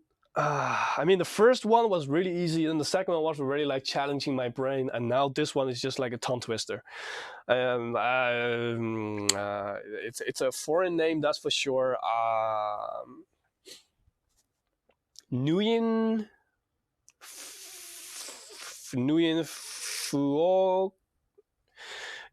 Phuo Tang,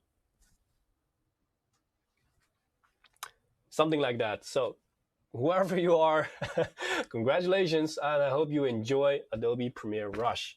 So since I can't show you anything, I will just tell you, because right now, well, if you just joined, if you haven't heard this yet, if you're planning on upgrading your gear, or or just well, purchasing a new system for your content creations adventures, right now the P100 will also give you a free Adobe package for free. There's Adobe Rush, Premiere Rush. You can have Acrobat Pro and stuff like that. Even 2 games, if I believe. You can just go to our website and check out the details. And for the PS341WU, the content creations monitor, you can also have Adobe Premiere Rush for free. And also, if you're a coffee fan, you will also receive a nice little mini presso.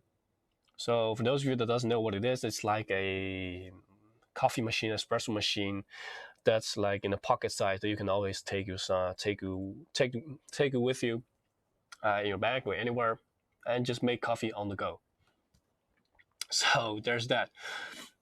And if you have nothing to do Saturday there, and if you like CSGO, we actually have our own very own tournament again, the MGA, so MSI Gaming Arena CSGO competitive tournament.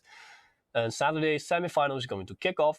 I know I'm going to be watching, and whoever I'm going to root for, I'm not sure yet. But if you have nothing to do on Saturday, join in on the live stream, and on that live stream, you can actually also win Steam wallet code. So it's a win-win, right? At least if you love CSGO, it's a win-win. But okay. So the monitor, I showed you the Creator OSD.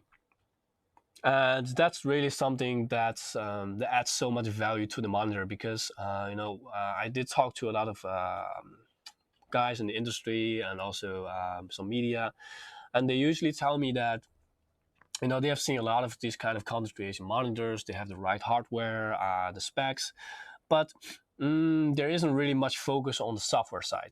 How software can also help you guys with your daily job, with your hobby, content creations. how software, like for example the Creator OSD, can be a very nice touch in well, for making your job and creations much easier. And so you can also tailor make this the way you want it. Now, so what about, well, okay, if you guys do have any questions regarding the monitor, just ask me and I'll try to get to them in the chat. As for the desktop, so the P100 right here, you can see that there's actually a reoccurring style, right? So if you take a look at the monitor, it's like this gold and white, creamy white finish, and the desktop kind of is the same. So this is done on purpose. Of course, we're trying to make a set right here. Sorry guys, I think my nose is starting to drip a bit because I'm not 100 today. So excuse me. So we're trying to make a nice little combination of gear that will fit perfectly on your desk if you have both of them, because they have the same style. Now, as for the desktop itself, if you take a look at the front, there's our emblem. And something else that's also there, it's really something that you're either going to hate or love, because I've heard a lot of different kind of opinions regarding this. There's a nice little subtle RGB strip right around, let's call it the shield of the front side, because this is actually being separated right here. So RGB all the way from down to up, and also here on the front, on the bottom, at the top. So this, of course, you can change however you want it with our Mystic Light software. So that's for the front. And if we turn it to the side, of course, here we also have our usual suspects.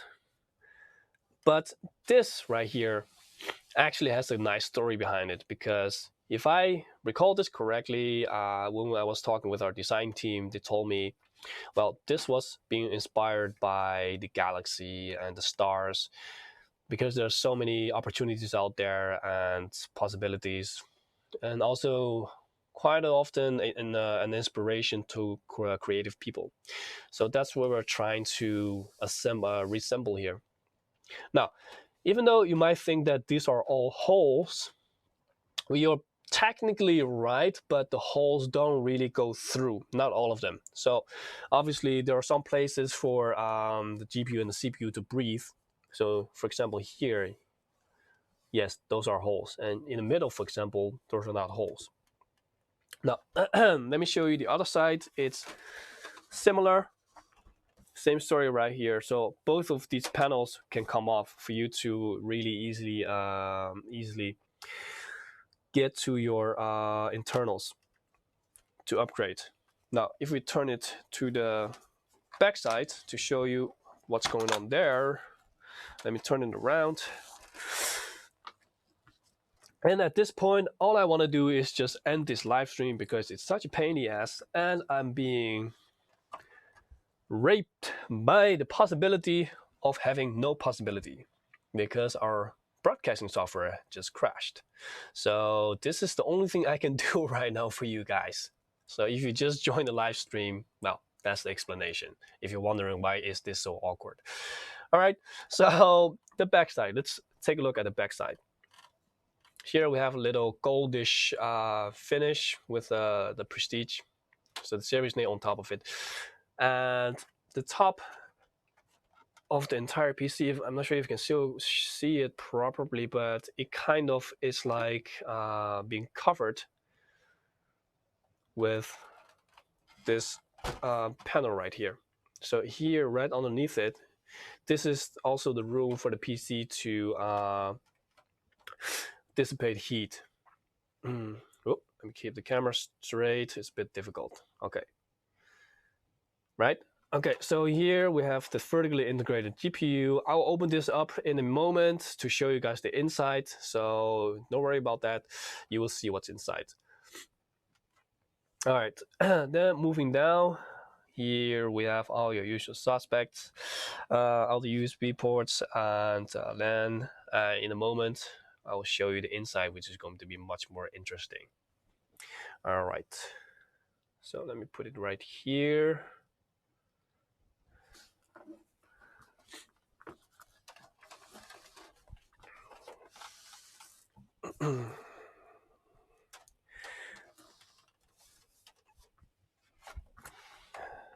Okay, right now I'm doubting which step to take first, because yes, I had something else in mind when I was doing this, because right about now I should be opening my desktop, but it's not recommended to do anything while the power is still on and the PC is running at full. Okay guys, so never try this at home. But if I turn off my PC right now, I might have even more technical issues.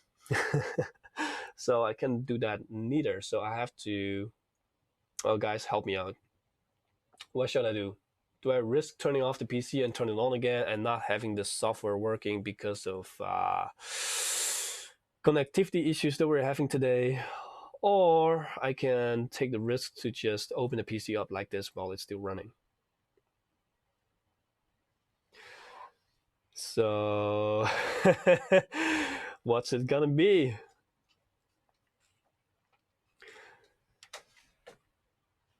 Well, you know what? I'm gonna turn this around, because you know, Jeroen is sitting behind the camera. He's giving me the thumbs, like, you know, what can go wrong? You know, whatever goes wrong is going to be wonderful. But let's take the safe route. Okay, I just thought of something. Okay, because what about I just show you the software right now, so that I can turn the PC off later and show you the inside. Okay, that works. So, all right. So before diving into, you know, the CPU and what's inside the GPU, and you know, what kind of chamber system is in here, because you know it's MSI, we always have our own exclusive little system for heat dissipation right here, like you used from our gaming series. So before we go into that, I'm going to show you the Creator Center.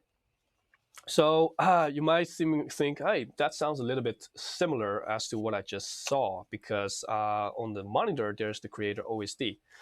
And again, my nose is running a bit. Today's not the best day for me, nor for the technology around me. So apologies, I'm just a human being. Okay, so let me show you the Creator Center app, which is new, which is totally new.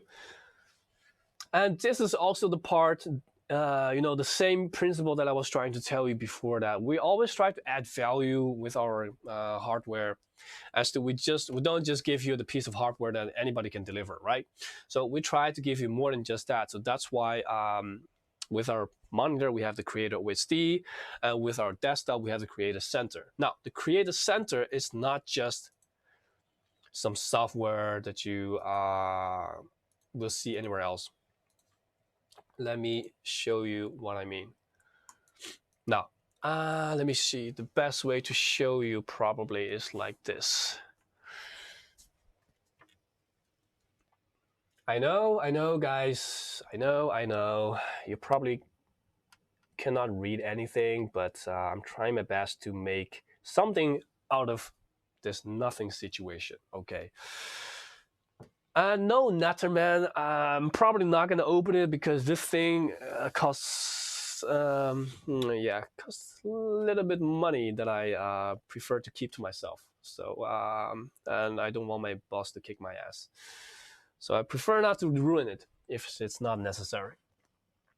All right, so let me show you this way. And after this, I will open it, shut it down, and we're all safe and happy. Okay, so this is the Creator Center software. Right here it says Creator Mode. So obviously you have to use Creator Mode in order to use this Creator Center software. So you click on Creator Mode, and then voila, a lot of stuff will become available. So I'm guessing, if someone is saying, I'm guessing the vertical way they went is probably because they split it into chambers. Well, someone is really paying attention to our setups. Yes, I can already tell you that, and I'll show you that right in a moment. Someone's also saying, no guts, no glory, go for it, risk it all. You know, if it was up to me, I would have probably tried it, but I might cause this entire building to go short circuit, and I'm probably gonna get fired, like maybe figuratively and literally. It's probably not how I want to end my Wednesday. So, yeah, I'm gonna pussy out. Sorry, guys. All right, back to the Creator Center. So, Creator mode, you have to activate Creator mode. And then you can choose, for example, I have here Adobe Premiere Pro, Adobe After Effects, and Photoshop. These are already being pre-configured, so you can choose to whether you use them or not. So I just uncheck them all, and these are all software that are being installed here right now. So you can have a lot more. As you can see, this list goes on and on. The support list for all the supported apps goes, it gets bigger and bigger day by day. Right now, it already consists of all the popular apps that everybody uses. But right now, just take Adobe Photoshop, After Effects, and Premiere as examples. So say I'm gonna use After Effects, so I'm gonna check After Effects, and then this the Creator mode will be applied to After Effects. You can also click on Settings in After Effects to choose to specify even more within the software of what you want to do. So the software can dedicate individual threads and CPUs to specific programs. It can optimize your entire PC to run better for a specific program. It can give the program priority over others in workflow. So really, this Creator Center is being focused on how to optimize your creator experience while using specific type of apps. So here, for example, you can choose what kind of threads or with threads, how many can be used or dedicated towards Adobe After Effects. So this is what this will do. And then you can also choose to optimize GPU performance. So you can also squeeze out even more GPU performance out of your GPU. And you can also here choose for the application priority. So you can have real-time priority. This is really the highest one. So everything will work the fastest. So whenever you're trying to preview something, you will also have like real-time preview.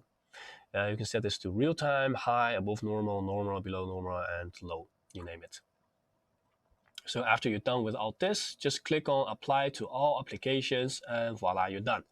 So the same goes for the other apps. For example, Premiere Pro, Photoshop, same story here. Now, all the other apps that you can use and install later for yourself can also do what I just showed you. So that's for this first primary functionality, let's say.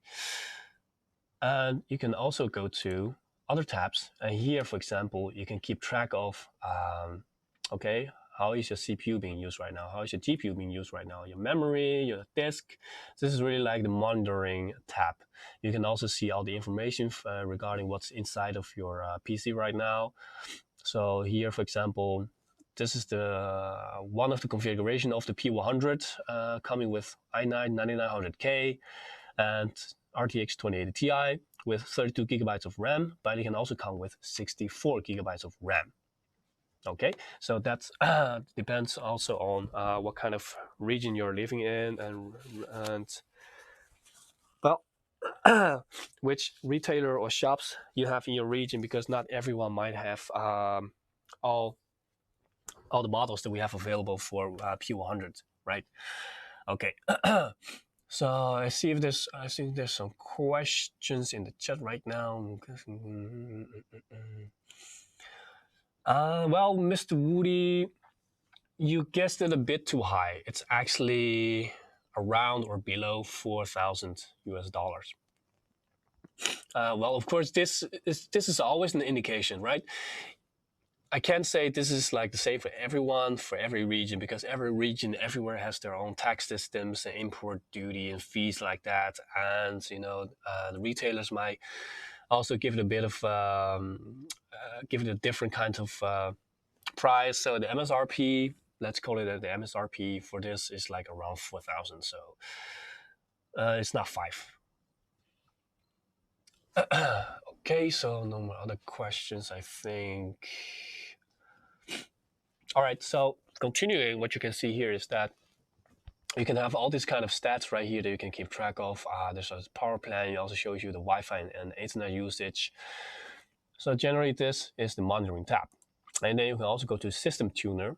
For example, here you can set your screen, your monitor DPI, where right now it's on 150%.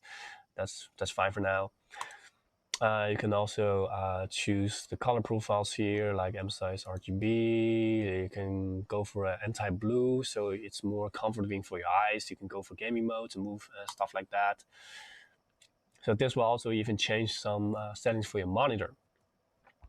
And here you have user scenarios, so more or less kind of like the power plan. So you can go for high performance, balance, silent, or power saving.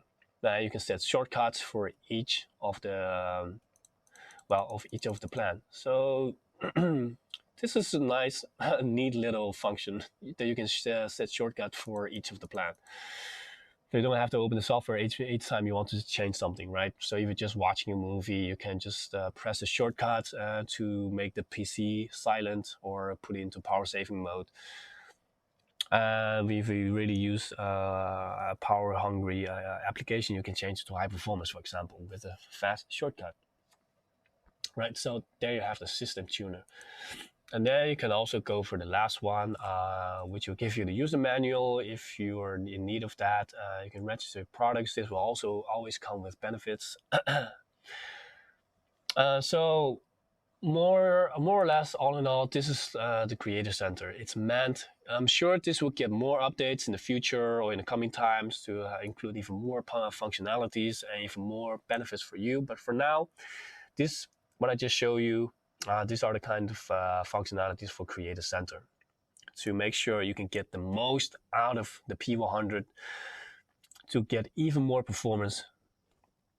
If you compare this, for example, with another system having similar configurations. So that's the Creator Center. All right, so now that I've shown you this, I guess I can turn off the power and, open this bad boy up.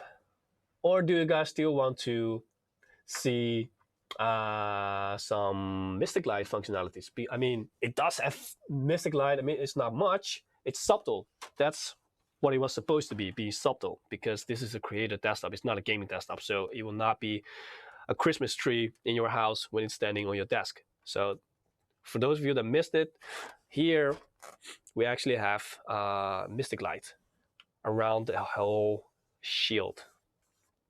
So if you want to see the Mystic Light functionality of the software, how it works, I can show you that. If you guys don't answer, I'll just turn off the PC and I will go to open this up. I'll give you a second. In the meanwhile, I'll try to see if there's any questions. Once again,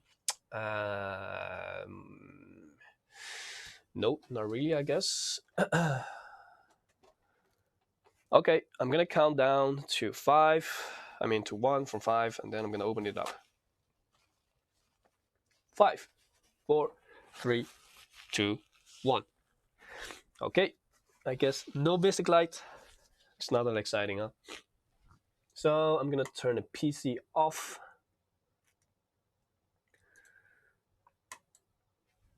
And put this on the side a little bit to not damage anything. Ouch.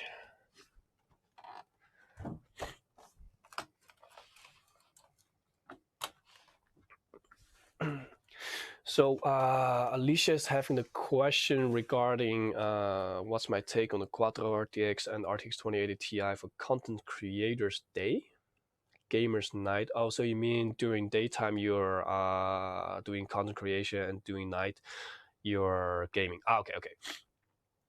So in order to answer this question, I mean, I can give you a recommendation based on, a balanced and not really super heavy content creation focus, because if that's the case, then I guess you already know the answer, because you're going to require, for example, multiple RTXs or a really high-end Quattro. So I'm going to suppose that you're like a vivid, average content creator doing rendering, maybe some animation, stuff like that, and game at night. So just go for the 2080 Ti.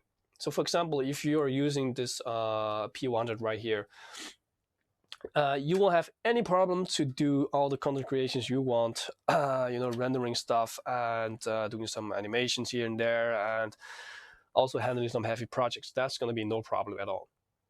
And you also have the possibility to, with the configuration of i9 9900K and a 2080 RTX 2080 Ti, you also have a great gaming experience playing everything at Ultra. So no worries there. So for you, a 2080 Ti is a really good option to use as a middleway for content creation and gaming. Unless you specifically require much more of GPU power. So in that case, like I said, I suppose you already know it because you know that the one RTX 2080 Ti is not going to be enough for you for specific kinds of projects. All right, I'm going to open this up.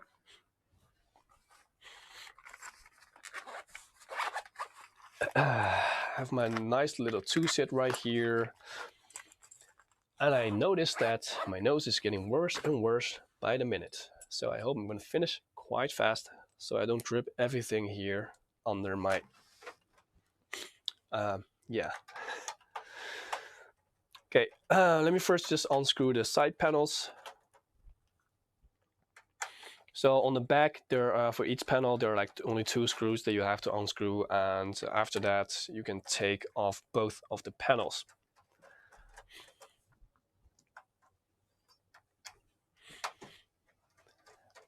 Right.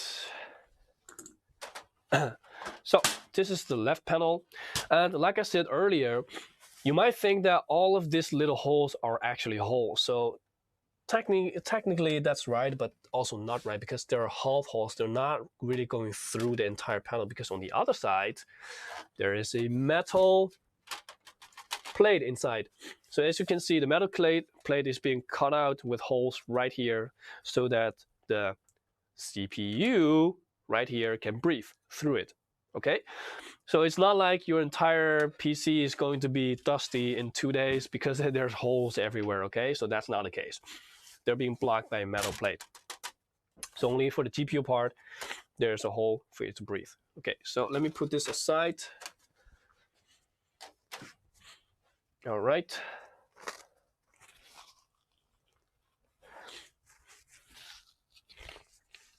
So, thank you, Mr. Director. Like I said already, here we have, okay, let me put the screws right here so I don't lose it. I always lose them.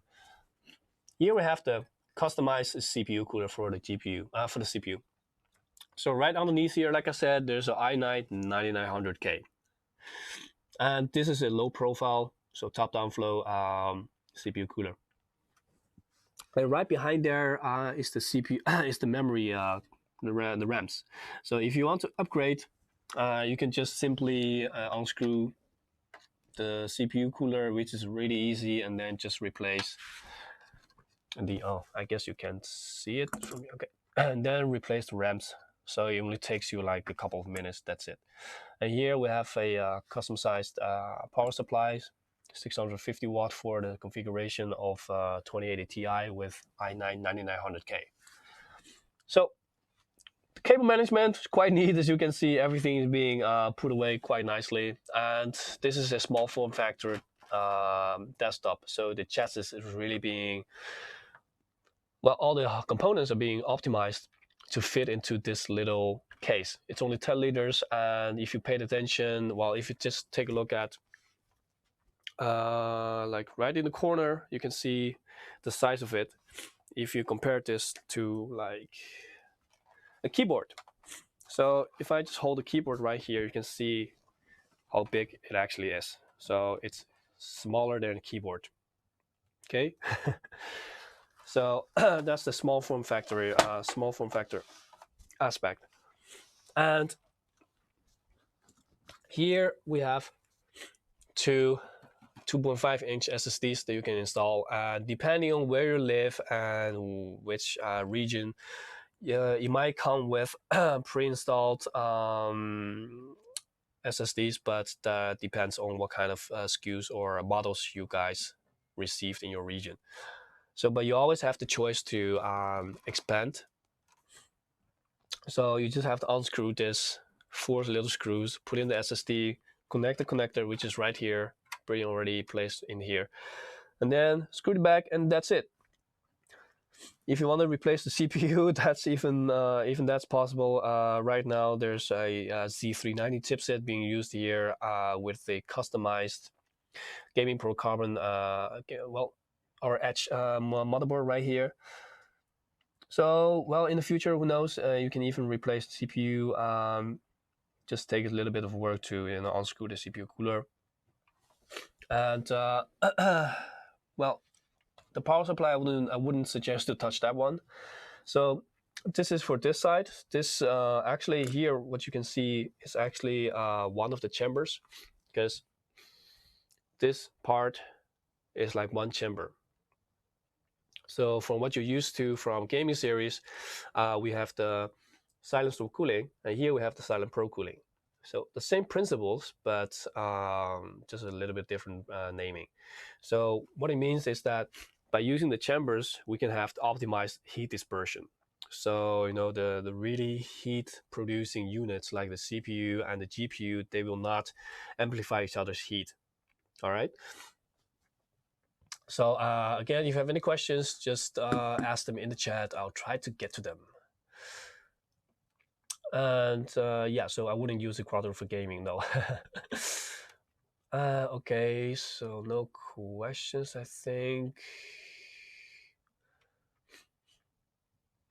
Yeah, if you're wondering about the thermal performance, the noise level, I must say I don't remember them by heart, but they're really good. So you can find them online quite easily. So if you're really interested, you can just Google them up. So that's no problem. All right, so that's for this side. And if we go to the other side, just open this panel up. And again, like I said, there's a metal plate on the inside of the side panel, which you cannot see from this side. And here on the upper side, there are holes cut out in the metal one so that your GPU can breathe, and here so that your power supply can breathe, okay? So here we have the GPU chamber. And here you can see our Ventus 2080 Ti. And this is actually a full-size graphics card. And as you can see, there's even room for a replacement for a card that's even bigger. And there's quite some room left. And this is also that there's better heat dispersion and more room for it to breathe. So this is the GPU chamber, all right? You can take this out quite easily just by unscrewing the top panel. And then you can, unscrew the back side. And then you can just lift it up, and that's it.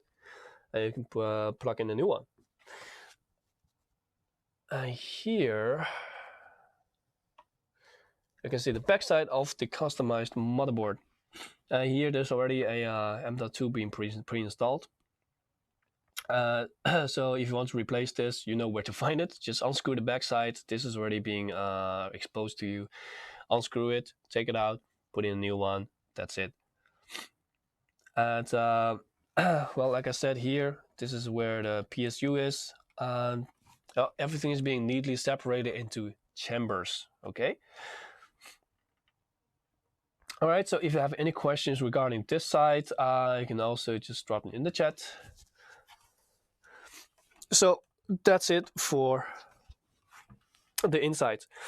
Now, I hope that something that you really took away is that, okay, let me just first start with the P100. This one is really meant for people that are really enthusiastic about content creation. They have heavy rendering projects, and also doing animations is also possible. And why this will come with a 32 or 64 gigabytes of RAM is because this is really needed when you have these kind of memory-hungry projects. And the i9 9900K with this clock speed and its core count and threads will also take you quite a long way in any projects. So and this all paired up with the 2080 Ti, well, you're going to have quite a vivid content creation experience. Of course, if you're a really hardcore content creator who does crazy amounts of animation and 3D designs and stuff like that, where you have a lot of polygons, you're going to need, of course, multiple GPUs. But in that case, you're talking in a whole different class. Okay, so. But for those who doesn't require these kind of 3D designs and renderings, that's really off the shelf, like top of the top.